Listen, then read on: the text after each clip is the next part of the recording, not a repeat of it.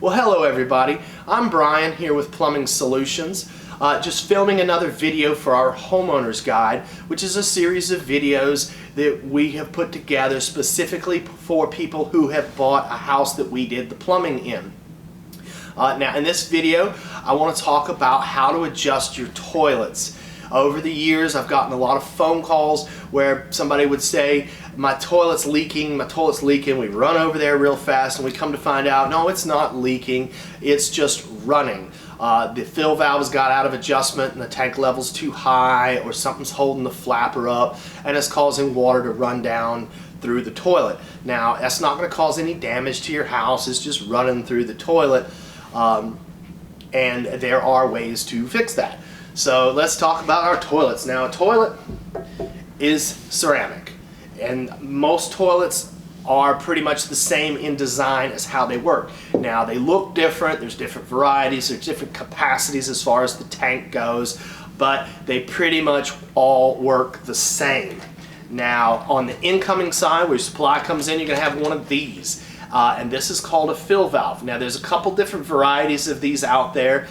You don't really see the old ones with the big ball and the rod anymore. I think they pretty much did away with those about 10 years ago. But if it's an older house, you might still see one of those, and those were weird. To adjust them, you bent the rod a little bit. But all of your fill valves are going to have some type of adjustment. And this one's on the side here, and it's a screw thing, and most of them have an up and down arrow on the top, and you would run the screw up to make the float higher or lower, and pretty much how these things work is when that float goes all the way to the top, there's a valve in here and it shuts the water off. When you flush the toilet, float goes down. As the tank fills back up, it closes the valve as that float goes up. But this is pretty much the most common one you're going to see. There are some other ones that have a little rocker float, and I'm going to show you that here in a second. On the other end of that, you have what they call your flapper.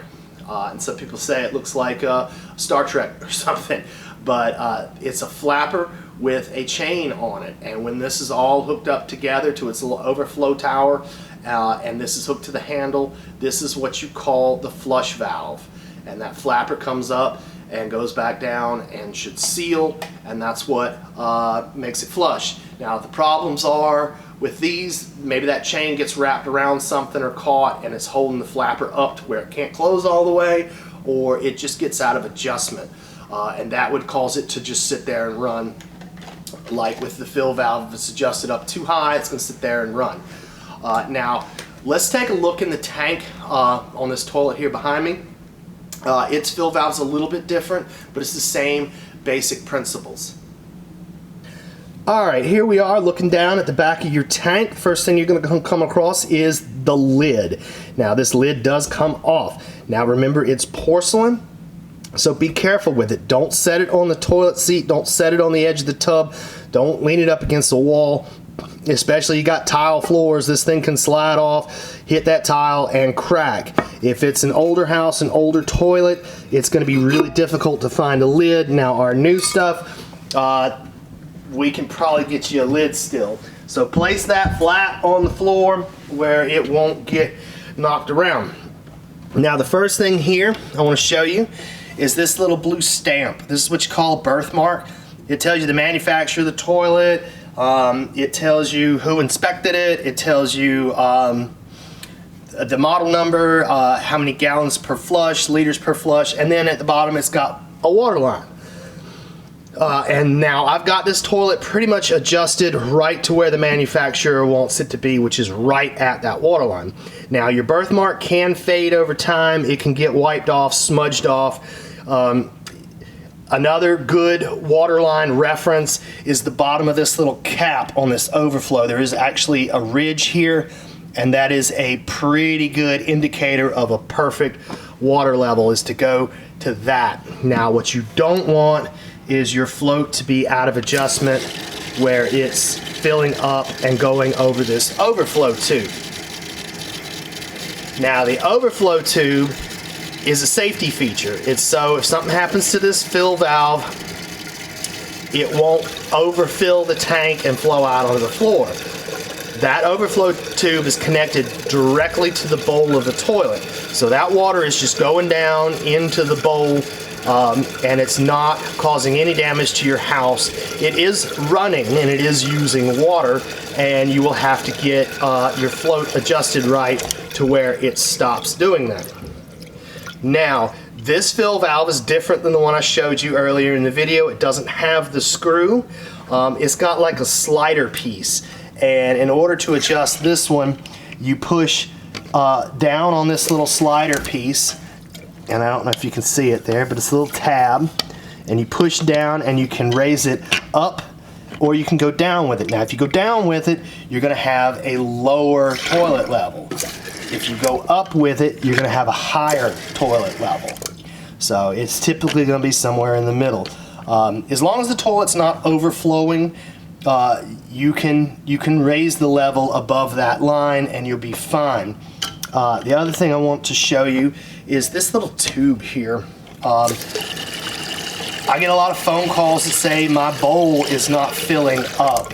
After I flush it, the tank bowl doesn't fill back up with water like it's supposed to. Well, that's what this little tube does. When that valve is on, it's actually spraying out water and it's spraying it down that overflow. And that's exactly what it's supposed to do.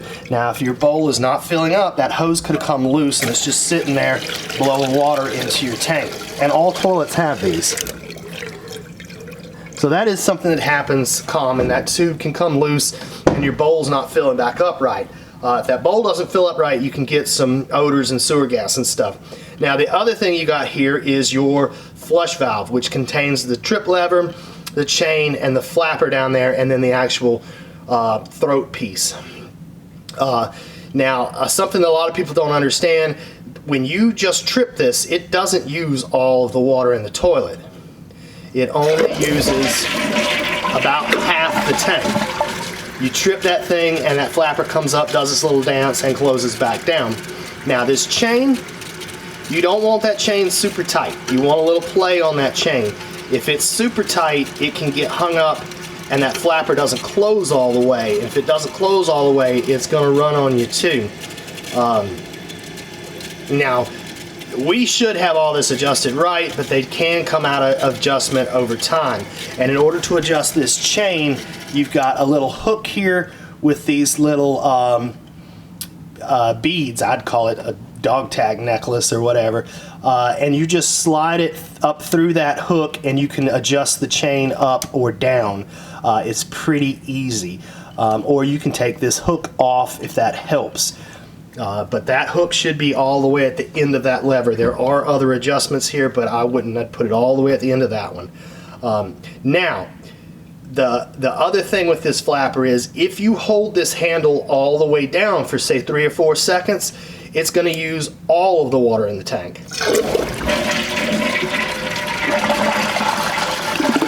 And it should try to flush like twice on you. And that's kind of a built-in number 1, number 2 thing. It's not like the buttons, the pushy buttons. But that is something handy to know, that if you just trip it, you're only going to use about half the bowl. But if you need a real strong flush, hold that handle down and you'll get that whole tank to flush on you. Alright, well that's pretty much going to do it for this video on how to adjust your toilets.